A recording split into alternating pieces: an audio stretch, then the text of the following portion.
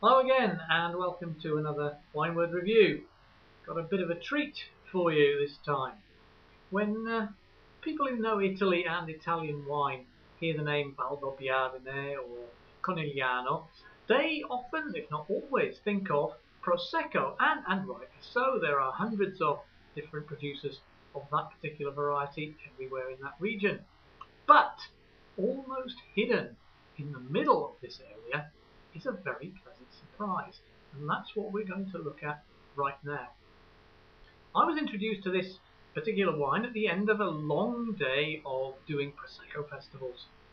These happen around the end of April, beginning of May, and most villages have an exhibition of all the producers in the village or in the comune, and you can taste, you can eat lunch, you can have afternoon snacks, barbecues, all this sort of thing in every village, and people go from place to place and try the different wines. But on this particular occasion, my first visit there, probably 8-9 years ago, we finished up in the afternoon in a small place called Refrontolo. Okay, now this produces something very different. This produces this wine.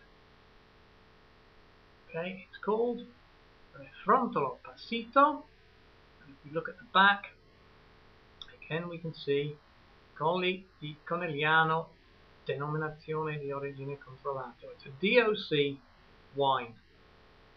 Okay, and you can also see further down that it's quite strong. We got 14% alcohol volume there. Okay, what's special about this? Well, if we think of wines, and we often do, there's nothing unusual in a wine being enjoyed with cheese or with salami, which I have here. Okay, there we are. Some cream cheese with some peppers and some mild salami. Nothing strange about that at all. But if I said to you, how about a wine that you can enjoy with sweet cake, or that you can enjoy even with chocolate? You'd probably think, well, Robin's finally lost it, sense of taste has gone, too many wines going on in Wineword. Okay, but here are some goodies which we're going to try in a few minutes with this wine. I've got chocolates here ranging from dark, milk chocolate, and even a white chocolate which inside has got some jam, so that's really, really sweet. Let's see if it does justice to that. And on this side, we've got a nice piece of light sponge cake, very eggy, very sweet. This looks nice, not industrially produced, no, it's actually made by a good friend of mine who happens to be a sommelier. That's not why she made it. She made it when I went for lunch there the other day, and it really is rather marvellous. So we're going to give that a go with the Refrontolo in a minute or two. Now, in my last review, I introduced you to my good friend, the Lazy Fish. Okay, couldn't use it before because we had to get the cork out early, you remember that. So today, you're going to get to see her in action for the first time. Now, very simple. Then pop it in closed, like that. Turn the bottle, as you will. Fish's mouth closes in on the top of the bottle there. Okay, once we're fully submerged, there we go. Like so. Very simple. Just pull on the tail. Put it down here. See what's going on. Okay. And out she comes. Okay, now, when we open the wine, just check the cork, because sometimes you can get a dodgy bottle. Not because it's a bad producer, not because it's a bad wine, but maybe the cork itself didn't do its job properly, didn't keep the air out, or it got too dry and useless. Let's have a sniff of that, and there's no problem there at all. There's no mould or there's no dryness. The cork didn't split when I screwed through there. Look, it's perfectly complete. In fact, I can smell the wine there. Okay, so here it is. Refrontolo Passito. What does that really mean? Well, Passito wine is super sweet. And how is it made super sweet? Well, what they do is they harvest the grapes a little bit earlier than the rest of the crop, sort of early October, and instead of making the wine straight away or crushing the grapes, the grapes are put to dry on wire mesh. Okay, and they're left there until a couple of, or 10 days or so before Christmas. Meaning that by the time they're actually made into wine, they are more like raisins than grapes. And if you've tried raisins or sultanas, you know how sweet they are. Okay, so that's the trick with this particular wine. Now, what can I tell you? Let's give it a go. I'll have a sniff in the bottle. And straight away, oh my goodness, I'm sorry, I'm not into sweet things very much because I have a slight health problem. But when there's this around, I cannot resist. It's like liquid blackberries. Oh, with other things in there too, other fruit. There's plum in there. Oh goodness me, let me put some in the glass. We can smell it. Here we go. And we can see the colour as well. It is a dark wine. Now, notice I've got a smaller glass. It's not just because I'm not thirsty, it's because this is a strong wine. It's 14% alcohol in volume, and therefore don't glug it. It's a sipping wine. It's an ideal wine for rounding off an evening after a meal with friends, or sitting out on the patio in the summer. At the moment it's midwinter and pitch dark out there and very cold, so I'm in the kitchen.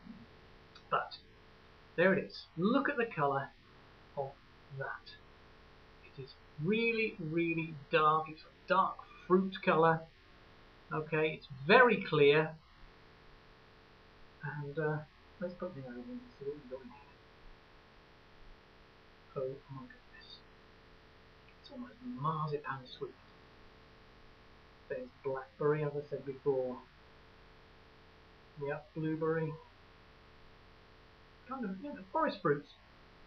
And it's full of smell. It's wonderful. Now, the last wine we reviewed didn't have much of a smell, and the taste came when you finally got it into your mouth and the bubbles burst and you could taste it. This one, still wine. Let's see what happens when we have a little sip.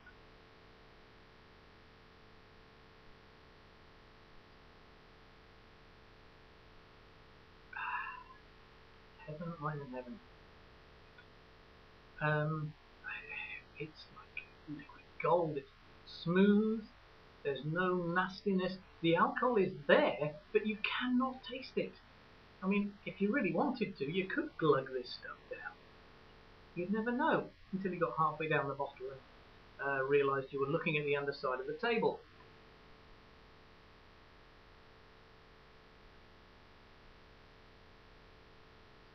It's full.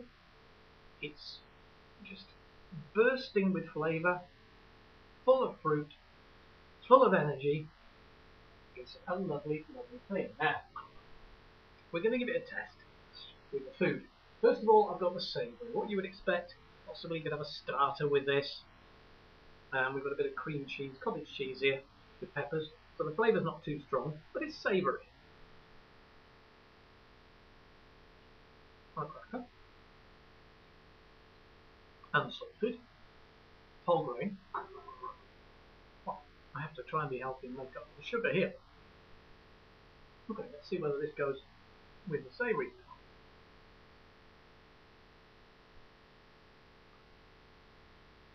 It's fine.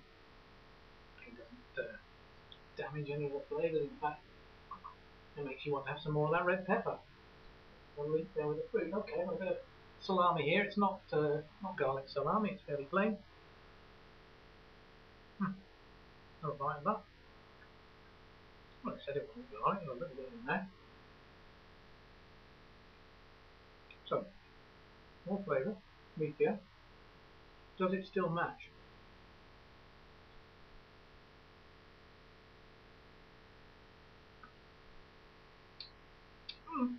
It's a bit of a hit or miss there.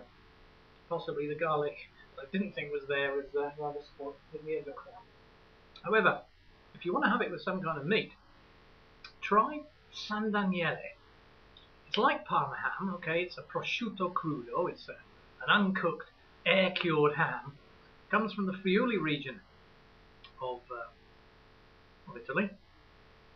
Ask your delicatessen. Not cheap, especially if you're buying it in the UK or America. Not cheap, but My goodness, it's very, very sweet. And a little bit of that on a cracker or even on its own. A glass of this. And it'll be, well, you'll eat slice after slice, I'm sure. Okay, so we've done the savoury. Let's see what happens with the sweet. Now, I'll sort of progress from bittersweet round to very sweet, okay? And round off with the sponge cake, Katerina, okay? I'm going to put that on too. First we got this way. Dark chocolate, spicy in the middle, still sweet, very sugar. But the bitterness of the chocolate is there. Here goes the Passito. Magnificent. Right there. 2. Milk chocolate. Nuts inside. Hazelnut, possibly. Much sweeter, less spice.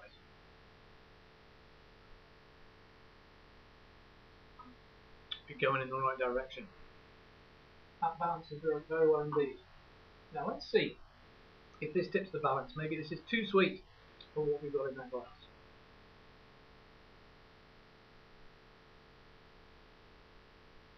Cool. White chocolate, marzipan, some kind of jam, maybe apricot, possibly.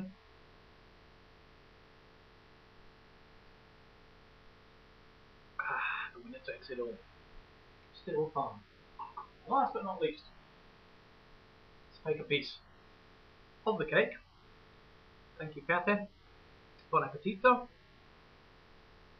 Pop that in. And round it like this. My word. That's what it's all about. Thanks for watching. See you next time. Chin chin!